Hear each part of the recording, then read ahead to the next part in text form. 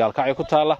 waxa loo wadaa magaalo xeebeedka Garacad halkaasoo markii aad aragteen idinku badankiin aad tiraadeen waxay u baahan tahay dhireen ama meeshan dhir ma lahan oo waa meel aan dhir lahayn kadib markii baahida la arkay waxa jira rag dhalinyaro oo isu xilqaamay si u dhireen lahaayeen magaalada iyo xeebta waliba Garacad dhirtaasoo noqonaysa mid bilicda deegaanka u fiican waxa jira nin mas'uul nooga anaga dhalinyaro ahaan oo hawshaas gacan libaax leh ku hayay oo hawl badan galiyay la yiraahdo Axmed Musxur waxaan kala shaqeynaynay sidii meeshaas dhir u yeelan lahayd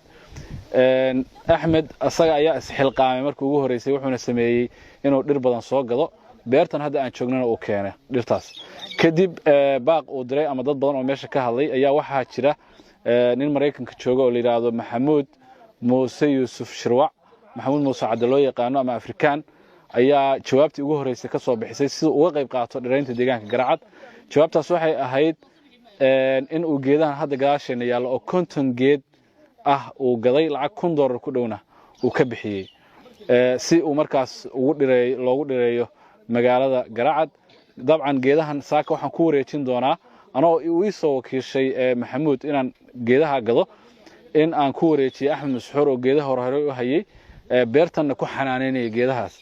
haddana diyaar u ah inuu geedihii beerta ku xanaaneeyo insha Allah Axmed ayaan ku wareejin doonaa geedahan sidoo kale waxaan rabaa inaan fursadan uga faa'iideysto baaq u diro cid kasta oo muuqaalkayga arkaysa inay ka qayb qaataan dhiraynta loo wado magaalo xeebeedka Garacad oo xeebtana lagu dhirayn doono magaaladana lagu dhirayn doono hadii la yiraahdo geedahan waa geed qumbe dabcan waxayna ku bixi karaan meelaha xeebaha waliba biyaha afkooda la rabaa in lagu beero hadii la yiraahdo waxaan leeyahay ka qayb qaata insha Allah taala runaantii aniga markii ugu horeysay waxaan go'aansaday deegaan xeebeedka Garacad inaanu dhireeyo shakhsiyan aniga ayaa nafsadeeda ka bilaabay Axmed Muuse waxaan gaday oo jeebkayga ka soo gaday geeda 50 geed ah oo nooc loo yaqaan geed qumbaha oo ka baxa xeebta markii aan diyaariyay geedahaas oo aan u sameeyay xanaano oo aan waqti galiyay waxa ugu soo biiray dhalinyaro badan oo samafalayaal ah oo ay kamid yihiin Siciid Nadaara Farxaan Faarax waxay ila galeen olole sidii looga qayb qaadan lahaa cagaarinta xeebta Garacad arrinkaas waxay ka duubeen clipkii ay ku baahiyeen baraha bulshada waxa ka soo jawaabay markii ugu horeysay Maxamuud Muuse Yuusuf Shirwac Afrikaan oo asaguna baaqa ka bacdi go'aansaday inuu dadaalka loogu jiro dhiraynta magaalo xeebeedka Garacad ka qayb qaato maanta waxaanu joognaa Gaalkacyo waxaanu joognaa xarunta Saxansaxo waxaanu kula wareegnay geedo dhan 50 geed oo Maxamuud uu ku deeqay 50 geed waxay kamid noqonayaan 50 geed hore anigu aan jeebkayga ka gaday oo aan ugu talagalay inaan ku cagaariyo maanta waxaanu haynaa 100 geed 50 geed oo anigu hore u diyaariyay iyo 50 geed oo walaalkeen Maxamuud uu ku baaqay markii dhalinyarada ay ku faafiyeen fiidiyoyadii aan duubnay baraha bulshada wuxuu noqday ninkii ugu horeeyay oo ka soo jawaabay maanta waxaan rabnaa 50 geed hore inaan qaadno aan geeyno xeebta 50 geed oo kalena aan ku wareejino shirkadda Saxansaxo oo noo xanaanaysa geedaha oo noo korisa oo waqti noo haysa xaruntan aan joogno waa xarunta Saxansaxo Saxansaxona waa xarun lagu xanaaneeyo dhirtana soo saarta ujeedkeedu waa la dagaalanka xaalufka Saxansaxo waxay soo jirtay ilaa iyo 2012kii muddadaas dheer oo ay soo jirtayna waxay soo saartay dhir tiro badan dhirta hadda iga dambaysa waa dhir aynu ugu talagalay in lagu badbaadiyo deegaanka xeebta waa geedkii qumbaha ahaa geedkii foxka ahaa iyo dhir lamid ah dhirtan waxaa laga keenay koonfurta Soomaaliya ka dalabnay ka bacdi iskaashi dhalinyarada iyo qurba joog iyo ay sameeyeen xarunta Saxansaxo waxay ku leedahay doorka ugu muhiimsan oo ah dhirtan maadaama ay u baahan tahay xanaaneyn daaweyn gacan ku hayn iyo ka warqab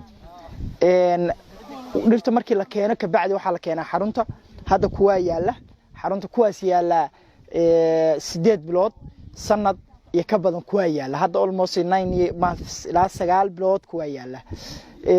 meesha lagu xanaaneeyaa maadaama aan la dhihi karin banaanka sidoo kalena waxaan rabnaa geedku isagoo weyn oo adkaysi leh inuu dibadda u baxo dhirtan runtii waqti badan baa la geliyaa waxaan rabaa inaan uga mahadceliyo dhalinyarada nagala shaqeysa barnaamijka dib u cagaarinta oo ay ka mid yihiin dhalinyarada qurba joogta Suldaan Axmed oo dhir badanna keenay kuwa badanna qaaday oo ah qofka inoo kala gudbiyo farxaan oo isaguna ka qayb qaata dhalinyarada wacyigelinta xarunta saxan saxo oo ay gacanta ku hayso ururka Hobobaro waxaa maalgelinteedu soo socotay ilaa 2012 waxaan sanadkii la bixinayay ilaa iyo 10,000 oo geed sanadihii dambe 2,000 bay mar qaadanayaan magaalooyinka marka